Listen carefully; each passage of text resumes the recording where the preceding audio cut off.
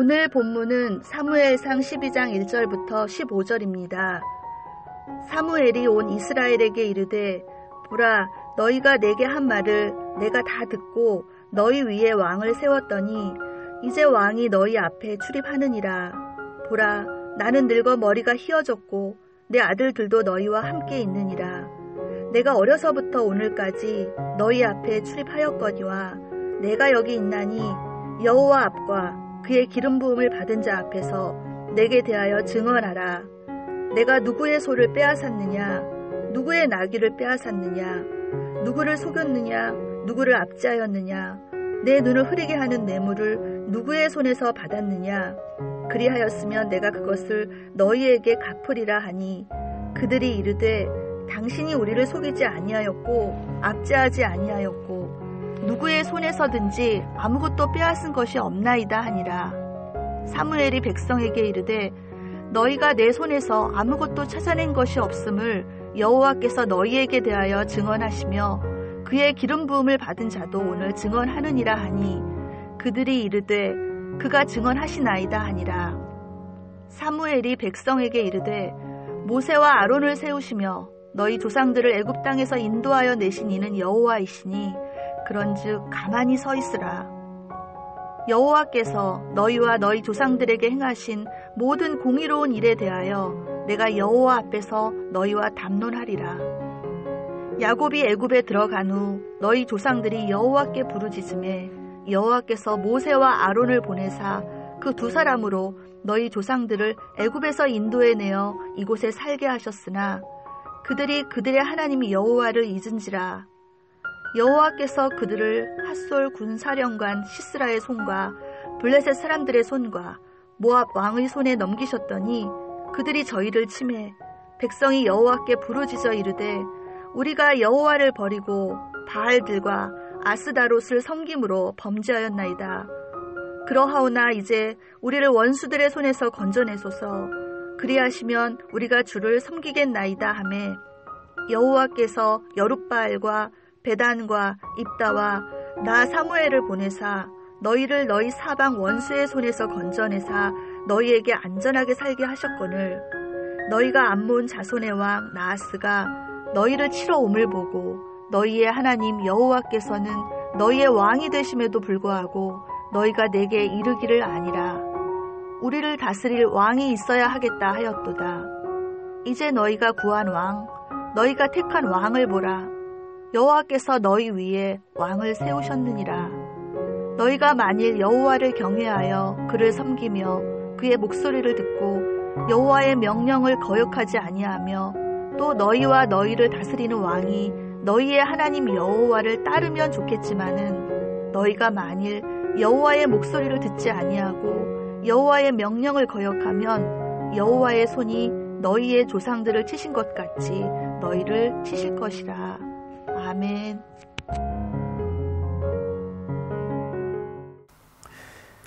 사울은 하나님께 기름 부음을 받고 암몬을 격파함으로 백성의 신임까지 얻었습니다.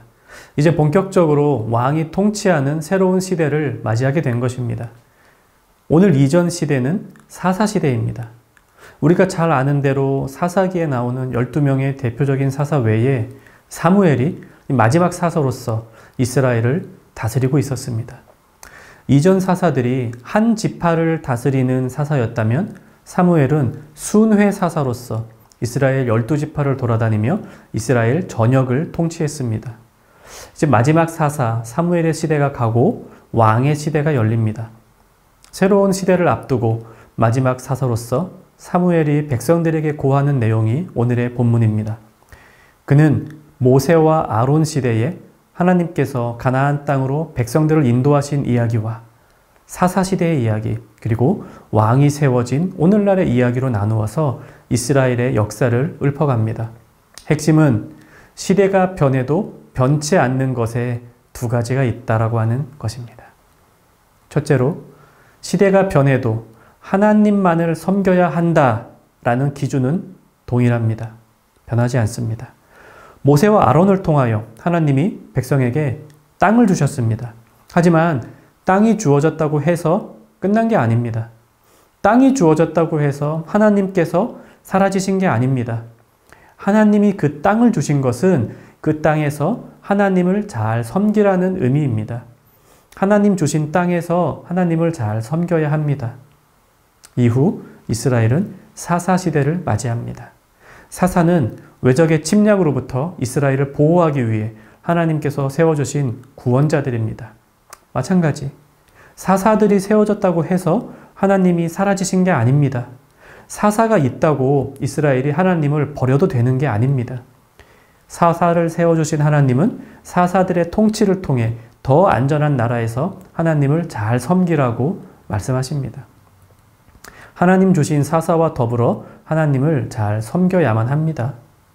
이제 세워지는 왕도 마찬가지입니다. 왕이 생겼다고 해서 하나님 사라지신 것 아닙니다. 백성들에게 땅이 주어졌건, 사사가 주어졌건, 왕이 주어졌건 그들의 삶을 지배하는 가장 큰 원칙은 항상 똑같습니다. 여호와의 명령을 듣고 그분께 순종하는 것입니다. 이 조건은 그대로입니다.